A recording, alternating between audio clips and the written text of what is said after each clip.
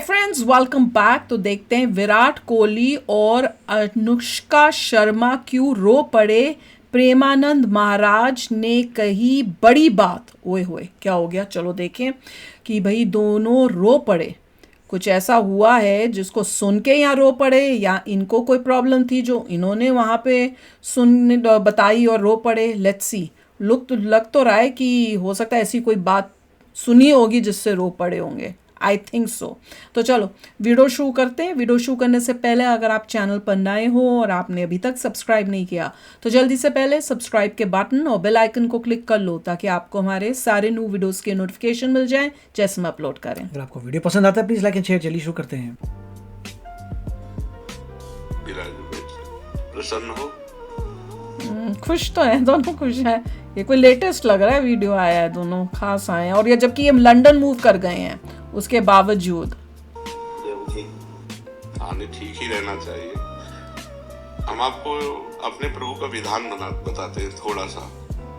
जब प्रभु किसी पर कृपा करते हैं, ये वैभव मिलना कृपा नहीं है, ये पुण्य है। वैभव जो मिल रहा है वो क्या है? पुण्य है।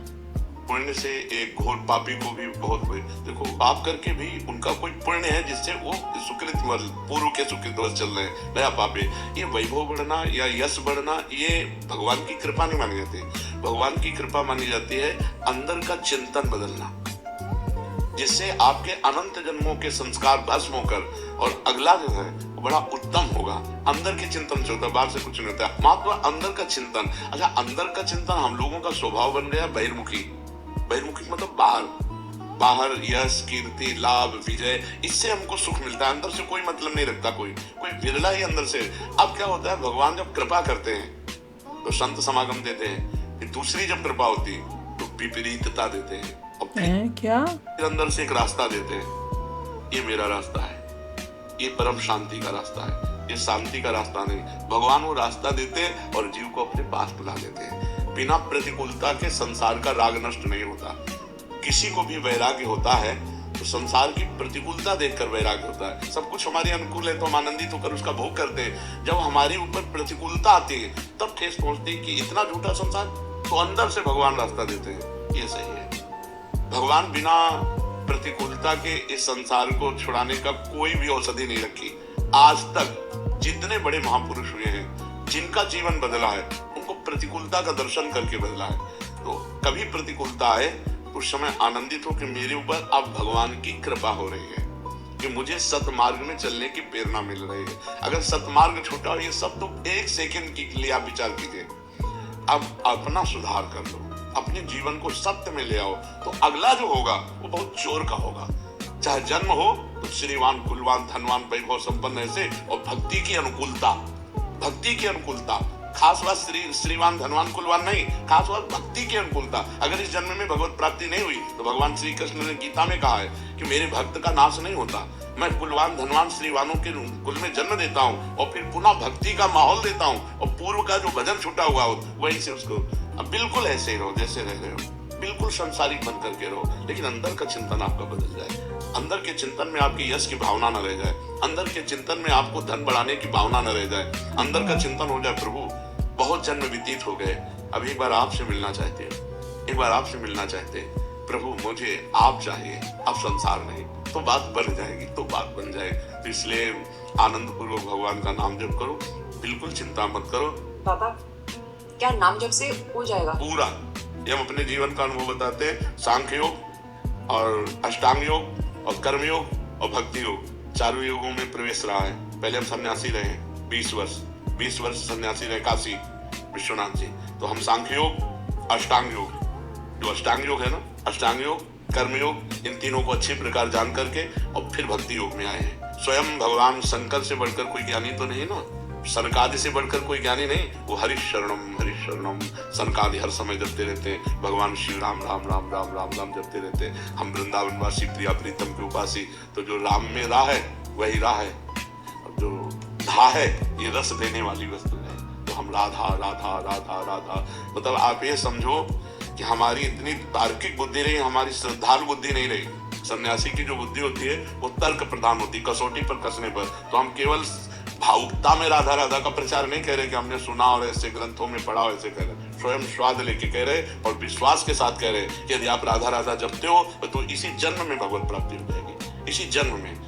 जैसे किसी से कहा जाए कि तुम सत्य बोलो, मंदिर में चढ़ के बोलो, तो हम मंदिर में नहीं, हम वृंदावन में बैठे हैं, करोड़ों मंदिर इसकी समानता नहीं कर सकते, भगवान का परम धाम है। अगर राधा राधा नाम चल रहा है तो इसी जन्म में भगवत प्राप्ति हो जाएगी। हमारी आखिरी श्वास यदि राधा तो मुझे श्री जी की प्राप्ति, भगवान की प्राप्ति हो जाएगी। इसमें कोई संशय नहीं और किसी साधनों की कोई आवश्यकता नहीं। आप केवल अंदर ही अंदर चलाइए और लिखिए। देखो हम जो कह रहे हैं उसको समझो। बहुत अधिक नाम जपने की हमें चेष्टा नहीं करनी, कम संख्या हो लेकिन मन लगा करके हो। ये नहीं कि दिन रात करना है, थोड़ा टाइम भी लगाओ पर पूरा उसमें मग्न हो जाओ। मेडिटेशन जैसे होती है ना, पूरा ध्यान से। जैसे हम अब देखो, आप लिखो राधा, अपने दिमाग में लिखो, खुले नेत्र लिखो, बाहर देखो, दिखाई दे रहा है राधा लिखा हुआ, वही कान में सुनो राधा, वही अंदर उठाओ राधा। ये तीनों का एकाकार हो जाए तो ये करोड़ों नाम जप के बराबर है। देखो जैसे हम बोला राधा, ऐसे हम 1000 राधा नाम बोले तो हम बोला राधा, ये उपांशु है, इसे उपांशु कहते हैं। राधा राधा राधा राधा 1000 बार, ये उपांशु हुआ। अब ये ऐसे उपांशु हम 10,000 बार जप करें, अंदर देखते हुए बोले राधा, उपांशु 10,000 बार नाम जप करने का फल एक बार मानसिक में है। इतना बड़ा फल है ये। ऐसे राधा राधा राधा चल रहा है, नेत्रों से हम उसे देख रहे हैं, कानों से उसे सुन रहे हैं। आप देखना कि अगर मन भगेगा तो आप लिख नहीं पाओगे राधा नाम, अगर लिख रहे हो तो मन भगेगा नहीं। तो चाहे 10 बार लिखो, 100 बार लिखो, लेकिन एक अभ्यास बनाओ ऐसा कि कुछ समय शांति से स्नान आदि करके बैठ गए और राधा राधा लिख रहे हैं, उसी का चिंतन कर रहे हैं। इसे अपना जीवन बना लो, फिर आप परिणाम में खुद देख लेना। कोई घाटे का सौदा तो है नहीं, ठीक है। सखी को दे दे ठाकुर से जी के,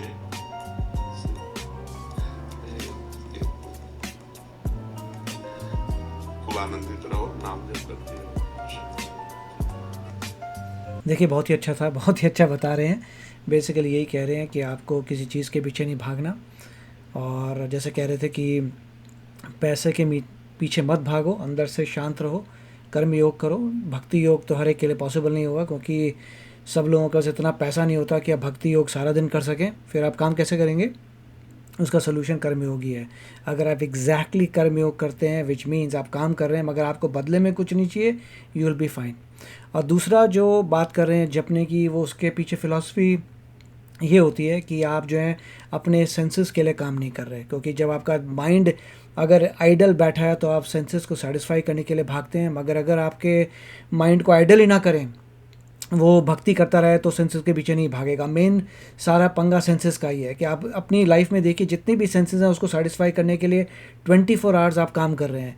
जो बंदा सेंसेस को सेटिस्फाई करने के लिए काम नहीं करता, ही इज़ फाइन। अगर वो सीख गया तो बिल्कुल बढ़िया है, और कर्म वो करता रहता है तो उसमें रहेगा, then he will be fine. तो समझने वाली बात है, सारे कॉन्सेप्ट जो है भगवत गीता से आ रहे हैं। अगर आप भगवत गीता पढ़ेंगे, he is exactly telling, Bhagavad Gita में जो है बिल्कुल उसी का। उनको ये लगता है कि जो आए हैं लोग उनको इतना नॉलेज नहीं है, तो उनको वही बता रहे हैं कि अगले को समझ आ जाए। बट कॉन्सेप्ट यही था कि अपने सेंसेस के पीछे मत पड़ो, और आइडल इंसान जो है सेंसेस के पीछे भाग जाता है। इसलिए आप जो है जाप करो जिससे आपकी सेंसेस आइडल ना हो और किसी चीज़ के पीछे ना भागें। बिल्कुल।